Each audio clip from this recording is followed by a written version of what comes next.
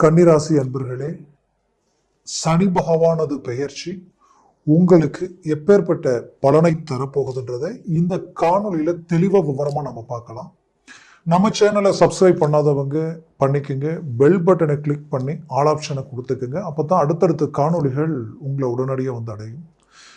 ஆக கன்னிராசி அன்பர்களுக்கு இந்த சனி பயிற்சி எப்போ ஆரம்பமாகுதுன்னா, வரக்கூடிய மார்ச் மாதம் 29ஆம் தேதி 2025 வருடம் பெயர்ச்சி ஆகி மீண்டும் 2027 6வது மாதம், அதாவது ஜூன் மாதத்தில் 3ஆம் தேதி வரைக்கும் இவர் மீனத்திலேயே இருக்க போறார்.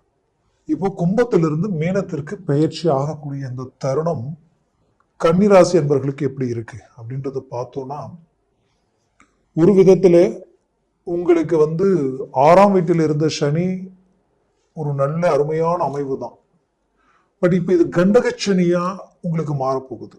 கண்டகச்சனி எப்படி இருக்கும், எந்த மாதிரி இருக்கும், இது பாசிட்டிவா நெகட்டிவ் அப்படின்னு பாத்தீங்கன்னா, உங்களுடைய ராசிக்கு புதன் பகவான் அதிபதி, அவர் உச்சம் பிளஸ் ஆட்சி. இந்த புதனுக்கு சனி பகவான் நட்பு கிரகம் தான். அந்த நட்பு கிரகமாகப்பட்டவர் உங்களுக்கு 5ஆம் பாவாதிபதி பிளஸ் 6ஆம் பாவாதிபதி. அப்ப 2 பாவங்களுக்குரிய இந்த சனி பகவான் 7ஆம் பாவத்துல போய் நிக்க போறாரு. இந்த 7ஆம் பாவாதிபதி குரு பகவான் இப்போ 9ஆம் வீட்டில் இருக்கிறாரு. மே மாசத்துல 10ஆம் வீட்டுக்கு வர போறாரு. அப்போ இந்த சனி பயிற்சினால உங்களுக்கு கண்டக சனினாலே 7ஆம் பாவம் இல்லையா, ஃபர்ஸ்ட் அந்த இடத்துல என்னென்ன பிளாக் ஆகும்னா, ஒருத்தருடைய வரவு செலவு கொடுக்கல் வாங்கல் ரீதியில எச்சரிக்கையா இருக்கணும். எப்படின்னா, வரவு செலவு ரீதியில கொடுக்கல் வாங்கல் ரீதியில ஒருத்தரை நம்பி 10 ரூபாய் பணம் கொடுக்கறதா இருந்தாலும் ஒரு தடவைக்கு 2 தடவை யோசிச்சு சரியான டாக்குமெண்ட் ரீதியில நீங்க கொடுக்கறது நல்லது.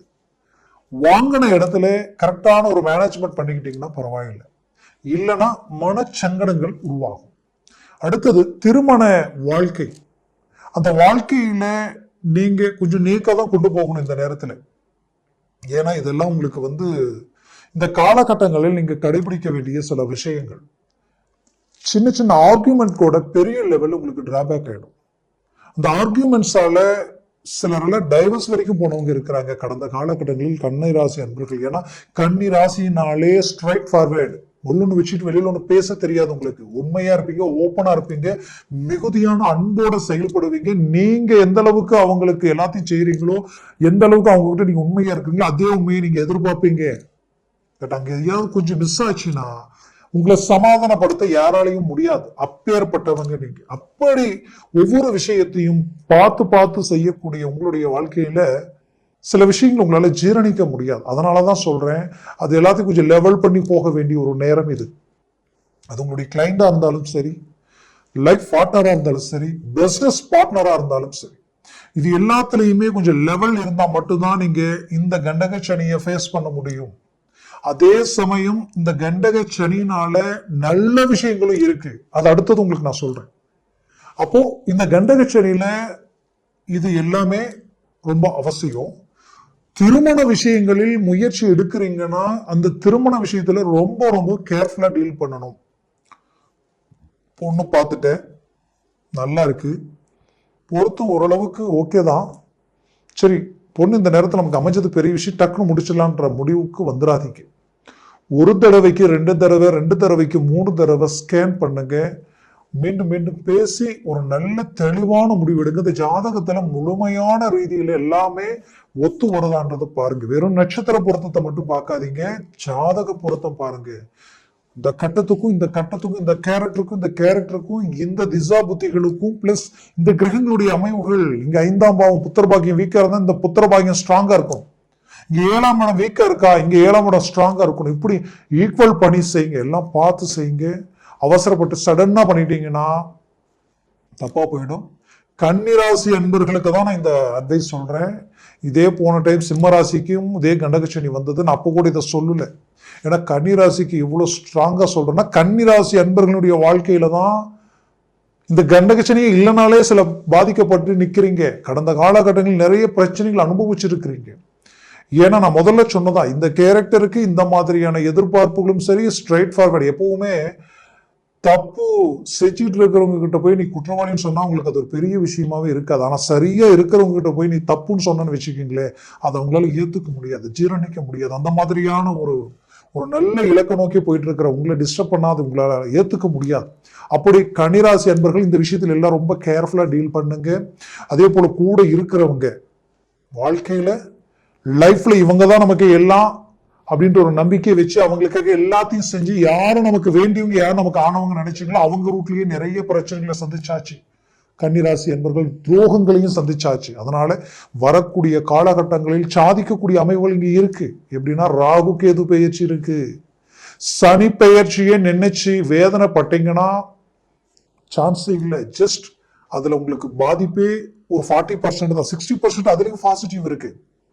ஏன்னா உங்க ராசிக்கு சனி பெருசா டிராபேக் பண்ணிட மாட்டார். பட் உங்களுக்கு ராகு ரொம்ப ஹைலைட். இத்தனை நாள் எந்த ராகு உங்களை கெடுத்துட்டு இருந்தாரோ, எந்த ராகுவால பாதிக்கப்பட்டு இருந்தீங்களோ, ஏன்னா 1+1 3 வருஷம் இந்த நிலை எதிரிக்கு கூட வரக்கூடாதுன்ற அளவுக்கு பாதிப்புகளை சந்திச்சீங்க. அந்த 3 வருஷத்துக்கு முன்னாடி பஞ்சமச்சனி இருந்தது. அந்த பஞ்சமச்சனியினால அது ஒரு 2.5 வருஷம், கிட்டத்தட்ட கடந்த 6-7 வருஷமா கன்னிராசி அன்பர்கள் எல்லா விதத்திலையுமே பாதிக்கப்பட்டாச்சு. எதிரிக்கு கூட இந்த நிலைமை வரக்கூடாதுன்ற அளவுக்கு மன உளைச்சலுக்கு ஆளாயிட்டீங்க. உங்களுக்கு வேண்டியவங்களை இழந்தீங்க. உங்களை சார்ந்தவங்க உங்களை விட்டு விலகி போயிட்டாங்க. மனசார நேசிச்சவங்க, மனசுக்கு பிடிச்சவங்க உங்களை விட்டு விலகி போகக்கூடிய நிலைமை. நம்பிக்கையுடன் இருந்து உங்க நம்பிக்கையை தன்னம்பிக்கையை உடைக்கக்கூடிய அளவுக்கு தொழில இழப்புகள், அதனால கடன் சுமைகள், நிறைய நெருக்கடிகள், வாங்காத கடனுக்கு வட்டியை கட்டி வட்டிக்கு பணம் வாங்கி வட்டி கட்டக்கூடிய அளவுக்கெல்லாம் பாதிப்புகளை சந்திச்சு, இதனால குடும்பத்தில் இருந்த ஒட்டுமொத்த நிம்மதியும் உடைச்சி நம்ம குடும்பத்தை நாம் அடுத்து கொண்டு போக முடியுமான்ற அளவுக்கெல்லாம் ஒவ்வொரு நாளும் படுத்தா தூக்கம் இல்லை, பல யோசனைகள், பல சிந்தனைகள், இது எல்லாத்தையும் கடந்து வந்திருக்கிறீங்க. அப்பேற்பட்ட உங்களுக்கு ராகு பெயர்ச்சி டாப் லெவல்ல வேலை செய்ய போகுது. மே மாசம் தான், ஜஸ்ட் மார்ச் 30 29 பயிற்சியாகி சனி அடுத்த 1.5 மாசத்திலேயே உங்களுக்கு ராகு கேது பயிற்சி ஆயிடும். பாசிட்டிவ், ஃபர்ஸ்ட் கிளாஸான பாசிட்டிவ். கேது 12ஆம் வீடு, ஞானகாரகன் கேது 12ஆம் வீட்டில இருந்தால் நினைச்சதை முடிக்கலாம். உங்களுடைய வாழ்க்கையில இப்பிறவியில நீங்க நினைச்ச இலக்கையும் முடிக்கலாம், உங்க லட்சியம் உங்க கைகூடும். இந்த கேது பகவான் 12ஆம் வீட்டில் இருக்கிறது அவ்வளவு பிரகாசம், தெய்வ அனுகூலம் கிடைக்கும், தெய்வத்தினுடைய முழு பார்வையும் உங்களுக்கு விடும். அது மட்டுமல்ல, குரு பெயர்ச்சி உங்களுக்கு 10ஆம் பாவத்துக்கு வரும். அப்போ 10ஆம் வீட்டில் இருக்கக்கூடிய குரு பார்வை எங்கெங்க விழும்? உங்களுடைய பஞ்சமா 2ஆம் வீட்டில விழப்போகுது, உங்களுடைய 4ஆம் வீட்டில விழப்போகுது, உங்களுடைய 6ஆம் வீட்டில குரு பகவான் பார்வை விழப்போகுது. அப்போ கடன் தீரும், நோய் நொடிகள் விலகும். குறிப்பா சொல்லணும்னா எதிரிகள் உங்களை விட்டு விலகுவாங்க, எதிரிகள் உங்களை கண்டு அஞ்சுவாங்க. அந்த அளவுக்கு அமைவுகள் அந்த இடத்துல உருவாக போகுது. அதுலயும் குறிப்பா சொல்லணும்னா உங்களுக்கு நோய் நொடிகள், உடல் ஆரோக்கிய ரீதியில் இருக்கக்கூடிய பிரச்சனைகள் நீங்கும்.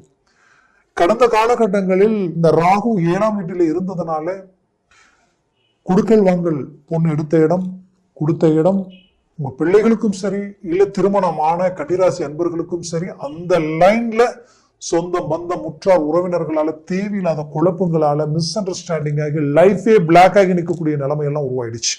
அந்த லாக்கை உடைப்பீங்க. மீண்டும் ரீஎன்ட்ரி கொடுக்கறதுக்கு உண்டான வாய்ப்பு இந்த ராகு 6ஆம் வீட்டுக்கு வந்ததும் உங்களுக்கு கிடைக்க போகுது.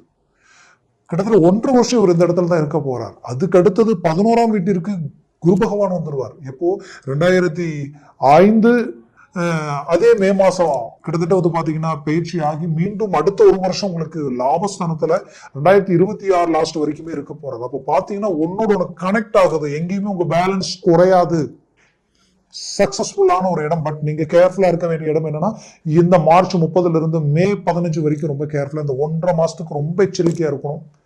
உங்க உங்களுக்கு மேல வேலை செய்யறவங்க கிட்ட, உங்களுக்கு கீழே இருக்கிறவங்க கிட்ட வேலை செய்யறதும், உங்களுடைய லைஃப் பார்ட்னர் கிட்டையும் சரி, உங்களுடைய கிளைண்ட் கிட்டையும் சரி, நீங்க வரவு செலவுல டாக்குமெண்ட்ல கையெழுத்து போட்டு கொடுக்கறவங்களும் சரி, வண்டி வாகனங்களிலும் சரி, கம்பல்சரி ரொம்ப எச்சரிக்கை வேணும். இதுல ரொம்ப எச்சரிக்கையுடன் செயல்படுங்க இந்த 1.5 மாசம் மட்டும். அதுக்கப்புறம் ஆட்டோமேட்டிக்காவே உங்களுக்கு பாசிட்டிவ், பெரிய லெவல்ல பாசிட்டிவ் உங்களுக்கு கிடைக்க போகுது. தொழில் ரீதியில பெரிய லெவல்ல வளர்ச்சி அடைய போறீங்க. பார்ட்னர்ஷிப் ரீதியில் இருக்கக்கூடிய சிக்கல்கள் நீங்கும். ரொம்ப நாள் கஷ்டங்கள் எல்லாமே தீரப்போகுது. பிரிஞ்ச கணவன் மனைவி கூட ஒன்றிணைய போறீங்க. நல்ல மேன்மையான வாழ்க்கை வாழ போறீங்க. குடும்ப ரீதியில் ஒரு அமைதி இல்லைங்க, ஒருத்தருக்கு ஒருத்தர் அண்டர்ஸ்டாண்டிங் இல்லை, என்னன்னே தெரியல, எங்களுடைய பேச்சு பிள்ளைகள் கேட்காத அளவுக்கும் அவங்களாக சிலருடைய பேச்சை கேட்டு அவங்களுடைய லைஃப் வாழ்க்கையில முக்கியமான சில முடிவுகள் எல்லாமே எங்களை மீறி எடுக்கிற அளவுக்கு இருக்கு. இது எப்படி சரி பண்ண போறோம் தெரியலையேன்ற வேதனையில் இருக்கக்கூடிய பெற்றோர்களுடைய வாழ்க்கையில உங்க பிள்ளைகள் உங்களை நோக்கி மீண்டும் வருவாங்க. நீங்க சொல்லக்கூடிய வழிகளை தேர்ந்தெடுப்பாங்க. இதனால நற்பலன்களை அடைய போறீங்க, நல்ல நன்மைகள் அடைய போறீங்க. வரவு செலவு கொடுக்கல் வாங்கல் எல்லாமே உங்களுக்கு சக்சஸ் அடையும். கடன் சுமைகள் டிராப் ஆயிடும். எல்லாமே உங்களுக்கு கை கூடி வரும். ரொம்ப நாள் உங்களை விட்டு விலகி போயிட்டாங்கன்னு நினைச்சு வேதனைப்பட்டவங்க கூட உங்களை நெருங்கி வந்து மீண்டும் ஒன்றிணைந்து உங்களுக்கு பல நட்புகளால உங்களுக்கு வரவு செலவு ரீதியில் ஒரு நல்ல growth கிடைக்கும். அதை கொண்டு அந்த சப்போர்ட்டால வளர்ச்சி அடைய போறீங்க. மிகப்பெரிய ஒரு இலக்கை நோக்கி பயணம் பண்ண போறீங்க. நான் மீண்டும் சொல்றேன், கண்டகச்சனி ஒன்ன வச்சு நான் சொல்லல, எல்லாத்தையும் டார்கெட் பண்ணி தான் உங்களுக்கு நான் சொல்றேன். அதனால இது பாசிட்டிவா இருக்கு. 80% உங்களுக்கு சாதகமா இருக்கு. அந்த சாதகத்தை நோக்கி டிராவல் பண்ணா போதும், உங்களுக்கு எல்லாமே சக்சஸ்ஃபுல்லா இருக்கும்.